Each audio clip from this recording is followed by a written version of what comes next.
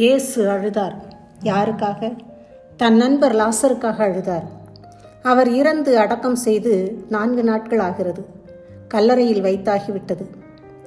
லாசரின் சகோதரி மரியா இயேசுவிடம் வந்து, நீர் இங்கு இருந்திருந்தால் என் சகோதரர் இறந்திருக்க மாட்டார் என்று கூறுகிறார். இயேசுவும் அங்கிருந்தவர்களை நோக்குகிறார். லாசருக்காக கல்லறையின் முன் நின்று கண்ணீர் விட்டார். அவரால் லாசருக்கு உயிர் கொடுக்க முடியும், ஆனால் உடனே செய்யவில்லை. முதலில் அவரது கண்ணீர் லாசரின் கல்லறையை நனைத்தது. இது இயேசுவின் அன்பை காட்டுகிறது. மரித்தவரை உயிர்ப்பிக்கும் தம் வல்லமையை இயேசு அங்கு வெளிப்படுத்துகிறார். தன் வலிமிகுந்த இதயத்தை உணர்த்துகிறார். அதன் பிறகு லாசரே, எழுந்து வா என்று கட்டளையிடுகிறார்.